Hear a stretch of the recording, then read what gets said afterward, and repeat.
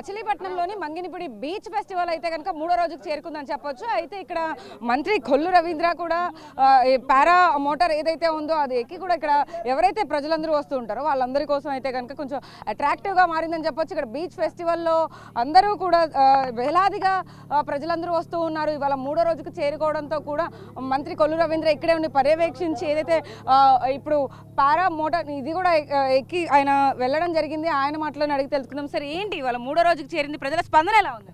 చాలా అద్భుతంగా ఉందండి. మేము ఊహించిన దానికన్నా కూడా చాలా పబ్లిక్ అన్ని ఇబ్బందులు పడినా వస్తూ ఉన్నారు. కానీ ఇక్కడ చాలా ఫెసిలిటీస్ కానీ అన్నీ కూడా మేము ఏర్పాటు చేసుకోవడం జరిగింది. చాలా సుదీర ప్రాంతాల నుంచి వస్తారు. ఒక పండుగలాగా ఇక్కడ మచిలీపట్నంలో ఒక పండుగ జరుగుతుందన్నట్లుగా ఉంది. ఇక్కడ అన్ని రకాలైనటువంటి ఎంటర్టైన్మెంట్స్ ఇవాళ ఏదైతే ఇక్కడ ఉన్నటువంటి పారాగ్లైడింగ్ కానీ, వాటర్ స్పోర్ట్స్ కానీ, అలాగే స్పీడ్ బోట్స్ కానీ ఇవన్నీ కూడా మనం గోవా బీచ్కి వెళ్ళాలో లేకపోతే శ్రీలంకకో లేకపోతే వేరే బ్యాంకాక్ ఇలాంటి ప్రాంతాలకు వెళ్ళాల్సినవి అన్నీ కూడా ఇక్కడ ఉండడం చాలా అద్భుతంగా వాళ్ళందరూ కూడా ఇదవుతున్నారు. నైట్ 12 అయినా కూడా 1 గంట వరకు కూడా వెళ్లకుండా ఇక్కడే ఉండి ఇక్కడ ఉన్నటువంటి ఇదంతా కూడా చూసుకుంటూ ఇంత అద్భుతంగా ఉందని చెప్పి వాళ్ళు ప్రశంసిస్తూ ఉన్నారు. పారా మోటార్ ఎక్కారు, ఫ్లై చేశారు, ఎలా అనిపిస్తుంది? చాలా బాగుంది. చాలా మా ఏరియా మచిలీపట్నం బీచ్లో ఇంత బాగుంటుందా అనేది కూడా పైనుంచి కూడా విజువల్స్ ఉన్నాయి. కింద నుంచి తెలుసు కానీ పైనుంచి నిన్న హెలికాప్టర్లో కూడా చూసాం. మా బందర్ అందాలు కూడా చూసాం. ఇప్పుడు మళ్ళీ మా ఈ తీర ప్రాంత అందాలన్నీ కూడా చూడడం జరిగింది. చాలా అద్భుతంగా ఉంది. ఇది నిజంగా ఒక ఎక్స్పీరియన్స్. నిజంగా ప్రతి ఒక్కరు కూడా ఈ అడ్వెంచర్స్ చూడాల్సినటువంటి అవసరం ఉంది. రేపు కూడా ఉంది. అందరినీ మరొకసారి ఆహ్వానిస్తా ఉన్నా.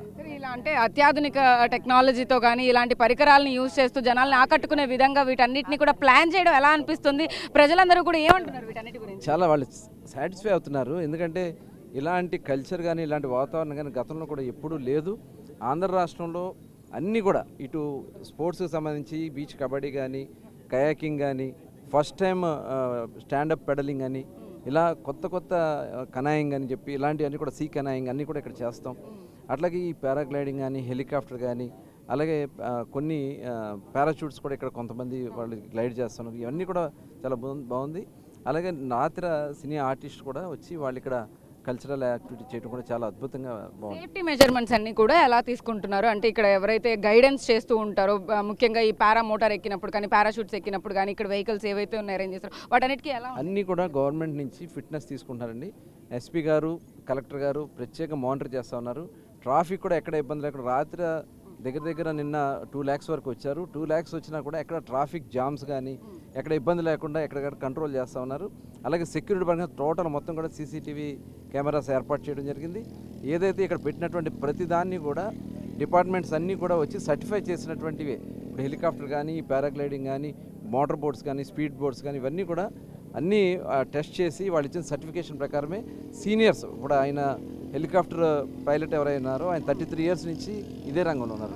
అట్లా ఎక్స్పీరియన్స్డ్ అందరూ కూడా ఉండి ఇక్కడ ఇంత పెద్ద ఎత్తున విజయవంతం చేస్తూ ఉన్నారు. సో చూస్తున్నాం కదా, పారా మోటార్ని అయితే కనుక ఆయన ఫ్లై చేసిన పరిస్థితి ఉంది. శాప్ చైర్మన్ కూడా ప్రస్తుతం మనతో అయితే ఉన్నారు, రవి నాయుడు. సార్ చెప్పండి, ఏంటి ఇక్కడ ప్రజలందరూ కూడా స్పందన ఎలా ఉంది? ఆల్మోస్ట్ ఇప్పుడు 3rd డేకి రీచ్ అయింది కాబట్టి ఏమంటున్నారు? రాష్ట్రాన్ని ఒక టూరిజం హబ్గా, స్పోర్ట్స్ హబ్గా, కల్చరల్ హబ్గా మార్చాలని చంద్రబాబు నాయుడు గారి కోరిక. దాంట్లో భాగంగా ఇక్కడ మచిలీపట్నం బందర పోర్ట్ అనేది, బందర బీచ్ అనేది పురాతన కాలం నుంచి దీనికి ఒక ప్రశస్తత ఉంది. దాన్ని మళ్ళీ పూర్వవైభవం తీసుకొని రావాలి. దాంతోపాటు ఇక్కడ ఉన్న ప్రజలను భాగస్వాములు చేయాలి. ఒక టూరిజం హబ్తో పాటు క్రీడలను కూడా ది బెస్ట్గా రాణించాలనే ఉద్దేశంతో మన మంత్రివర్యులు కొల్లు రవీంద్ర గారు ఒక నిర్ణయంతో ఈరోజు బీచ్ ఫెస్టివల్ కానీ బీచ్ ఫెస్టివల్లో కయాకింగ్తో పాటు పెడల్ బోట్ కానీ, అదేవిధంగా డ్రాగన్ బోట్ కానీ, ఈ విధంగా వాటర్ గేమ్స్ సంబంధించి అన్ని గేమ్స్ ఇక్కడ నిర్వహించాలని చెప్పడం జరిగింది. దాంతోపాటు బీచ్ వాలీబాల్, బీచ్ కబడ్డీ కూడా నిర్వహించాలని చెప్పడం జరిగింది. ఈరోజు చూసే గత 15 రోజులుగా ఈ ఫెస్టివల్ సంబంధించి అనేక మంది సినీ ప్రముఖులు కూడా భాగస్వాములయ్యారు.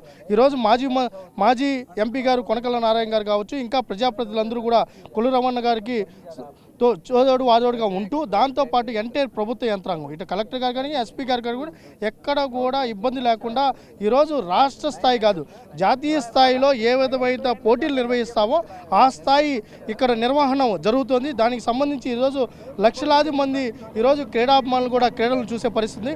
నిన్న చూస్తే బీచ్ కబడ్డీ కానీ, బీచ్ వాలీబాల్ కానీ, కయాకింగ్ గేమ్స్ కానీ ఇది చూస్తే వేలాది మంది ప్రేక్షకులు వీక్షించడంతో పాటు ఇలాంటి గేమ్స్ కూడా నిర్వహించచ్చా, మాకు ఇలాంటి గేమ్స్ ఒకటి ఉన్నాయా అని చెప్పి మాట్లాడుకునే పరిస్థితి కూడా ఇక్కడ ఉంది. నేషనల్ వైడే కాకుండా ఇక్కడ స్టేట్ వైడ్ కూడా ఈ వాటర్ స్పోర్ట్స్ అనేవి కంటిన్యూ చేస్తారా?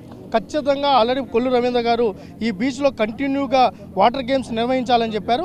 ఈ బీచ్ ఫెస్టివల్ అయిన తర్వాత ఏ స్టేట్ మీట్స్ అయినా నేషనల్ మీట్స్ అయినా ఇక్కడ నిర్వహించే విధంగా దానికి అనుగుణంగా కూడా చర్యలు తీసుకుంటున్నాం. ఓకే, కొనకల నారాయణ ప్రస్తుతం అంతా ఉన్నారు సార్. చెప్పండి, ఏంటి ఎలా ఉన్నాయి ఏర్పాట్లన్నీ కూడా? ఇప్పుడు పారాగ్లైడింగ్ మీరు కూడా ఫ్లై చేయబోతున్నారు కదా? ఈ బీచ్ ఫెస్టివల్ అనేది గతంలో కూడా 2014 మంత్రిగా ఉన్నప్పుడు ఏర్పాటు చేయడం జరిగింది. అప్పుడు కూడా 10 లక్షల మంది జనం హాజరయ్యారు. ఈసారి అంతకన్నా ఎక్కువ 15 లక్షలు దాటి జనాభా వస్తారనేది అంచనా. ఇవాళ బీచ్ ఫెస్టివల్ చూడటానికి రాష్ట్ర వ్యాప్తంగా హైదరాబాద్ నుంచి, తెలంగాణ నుంచి కూడా బస్సులు వేసుకొచ్చారు, మరి రాజమండ్రి నుంచి కూడా బస్సులు వేసుకొచ్చారు. వాళ్ళు ఈ బీచ్ ఫెస్టివల్ అయ్యేదాకా ఇక్కడే ఉండి బీచ్ ఫెస్టివల్ ఎంజాయ్ చేసి వెళ్తామని చెప్తున్నారు. బీచ్ ఫెస్టివల్లో ముఖ్యంగా beach kabaddi, beach volleyball, water sports, అది హెలికాప్టర్ ట్రైనింగ్, అలాగే పారాగ్లైడర్, ఇలా ఇన్ని విన్యాసాలు ఒకే చోట దొరకడం అనేది ఈ ఇండియాలో ఏ బీచ్లోనూ జరగదు. మరి ఇక్కడ ఈ బీచ్లో జరుగుతున్నటువంటి ఈ యొక్క స్పోర్ట్స్ని తిలకించడానికి, దీన్ని ఎంజాయ్ చేయడానికి రాష్ట్ర వ్యాప్తంగా వచ్చారు. తప్పనిసరిగా ఇది హైలైట్. మచిలీపట్నం బీచ్ అనేది భారతదేశానికి పరిచయం చేస్తున్నాం. బీచ్కి రావాలంటే మచిలీపట్నం బీచ్కి రావాలి. ఇక్కడే ఎంటర్టైన్మెంట్ అంతా ఉంది. దానికోసమే మేము ఈ బీచ్ ఫెస్టివల్ నిర్వహించడం జరిగింది. దీని ప్రాచుర్యం కోసం మచిలీపట్నం బీచ్ భారతదేశ వ్యాప్తంగా పాపులర్ అవ్వాలనే ఉద్దేశంతో వచ్చే పర్యాటకులకి ఎన్ని బస్సులని ఏర్పాటు చేశారు? ఎన్ని ఫ్రీ బస్సులు ఉన్నాయండి? ఫ్రీ బస్సులు అక్కర్లేదని వాళ్ళు ఎవరికి వాళ్ళే బస్సులు వేసుకొస్తున్నారు. వాళ్ళ బస్సులు వాళ్ళంతా టూరిస్టులు అంతా కలిపి తలొక బస్సు మాట్లాడుకుని వాళ్ళంతా వాళ్ళు వచ్చేస్తున్నారు. ఇప్పుడు ఇవాళ రేపు కూడాను బస్సులు పెడుతున్నాం. ఇక్కడి నుంచి మచిలీపట్నం నుంచి ఇక్కడికి ఆర్టీసీ బస్సులు సప్లై పెట్టాం. Okay, thank you sir. So ఇది పరిస్థితి. మొత్తం మీద మచిలీపట్నంలో అయితే కనుక బీచ్ ఫెస్టివల్ అంగరంగ వైభవంగా జరుగుతోంది.